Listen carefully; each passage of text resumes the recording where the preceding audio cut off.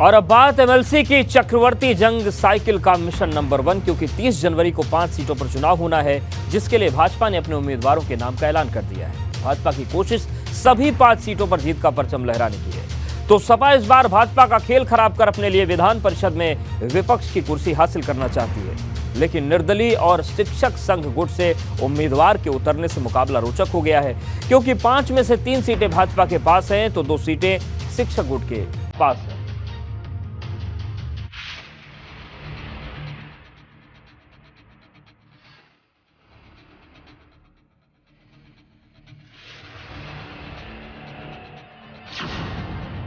MLC की चक्रवर्ती जंग cycle का मिशन 1।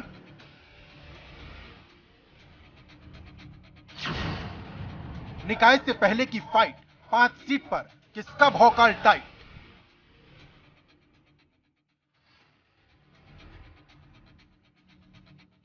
उत्तर प्रदेश का निकाय चुनाव भले ही ओबीसी आरक्षण के बीच फंस गया हो, लेकिन 5 सीट पर 30 जनवरी को होने वाले एमएलसी चुनाव को लेकर सूबे का सियासी पारा गर्म नजर आ रहा, क्योंकि शिक्षक स्नातक खंड की 5 सीटों पर सपा और भाजपा फिर एक बार आमने सामने है। जहां भाजपा इन सीटों को जीतकर 24 से पहले विजयी अभियान को जारी रखना चाहती है, वहीं सपा भाजपा का खेल बिगाड़कर विधान परिषद में अपने लिए विपक्ष की कुर्सी हासिल कर लेना चाहती है।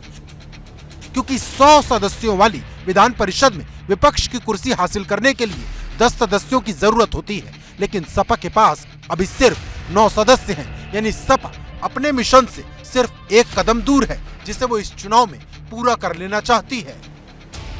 उत्तर प्रदेश विधान परिषद के शिक्षक और स्नातक खंड निर्वाचन की 5 सीटों पर 30 जनवरी को वोट डाले जाएंगे। नामांकन की आखिरी तारीख 12 जनवरी है। समाजवादी पार्टी ने अपने उम्मीदवारों के नाम की घोषणा पहले ही कर दी थी, लेकिन बीजेपी ने अब अपने 5 उम्मीदवारों के नाम की घोषणा की है। अब समाजवादी पार्टी के लिए ये बहुत महत्वपूर्ण इसलिए भी है कि विधान परिषद में समाजवादी पार्टी के अभी 9 सदस्य हैं और उनके पास जो लीडर ऑफ अपोजिशन का पद है वो नहीं है, क्योंकि कुल 100 सदस्यों की संख्या है विधान परिषद में और लीडर ऑफ अपोजिशन का जो पद है उसके लिए 10% यानी 10 सदस्य होने जरूरी हैं। इसीलिए इस चुनाव में समाजवादी पार्टी ने भी अपनी पूरी ताकत झोंकी हुई है। गौरतलब है कि जिन 5 सीटों पर चुनाव होना है उनमें से 3 सीट पर भाजपा का कब्जा है, लेकिन इस बार भाजपा की कोशिश सभी 5 सीटों को जीतने की है। यही वजह है कि भाजपा ने अपने तीनों सिटिंग एमएलसी को फिर से चुनावी मैदान में उतार दिया है। भाजपा ने स्नातक एमएलसी कोटे की बरेली मुरादाबाद सीट से जय प्रताप सिंह व्यस्त, कानपुर 9 सीट से अरुण पाठक, गोरखपुर फैजाबाद सीट से देवेंद्र प्रताप सिंह को प्रत्याशी बनाया, जबकि शिक्षक कोटे की कानपुर 9 सीट के लिए वरुण रंजन भदौरिया और झांसी प्रयागराज क्षेत्र से डॉक्टर बाबूलाल तिवारी को प्रत्याशी बनाया है, जिन्हें जिताने के लिए भाजपा अभियान चलाने जा रही है। जो पढ़ा लिखा वर्ग है, खासतौर से शिक्षक और स्नातक वर्ग, वो भारतीय जनता पार्टी की नीतियों से समर्थन में है, उनको पसंद कर रहा है, उनको समर्थन दे रहा है, इसलिए हमारी जीत हो रही है। जो बड़े बड़े गढ़ थे, शर्मा गुट और वो गुट, सब धराशायी हो रहे हैं। हर वक्त स्कूलों में जाना, जनता की समस्याओं को देखना सुनना और चुनाव से पूर्व भी सारे वोटों को बनवाना, हमने नीचे धरातल से काम किया है और मैं समझता हूं कि इस बार पिछली बार से बहुत अधिक मतों से जयपाल सिंह जी विजयी होंगे।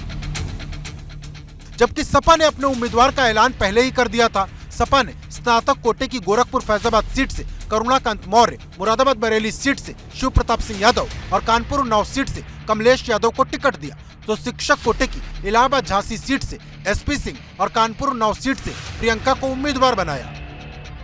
तो निश्चित तौर पे पढ़े लिखे लोग और इसमें निर्णय लेंगे और समाजवादी पार्टी को बड़े मत से जिताएंगे, क्योंकि विधानसभा के चुनाव में बैलेट पे समाजवादी पार्टी उत्तर प्रदेश में चुनाव जीती थी।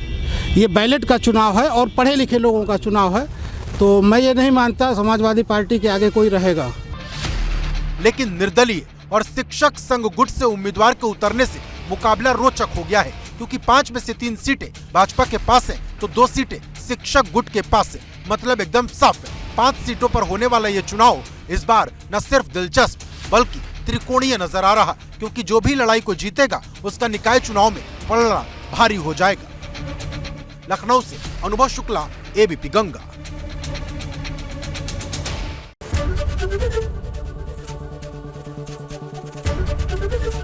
एबीपी गंगा, खबर आपकी, जुबान आपकी।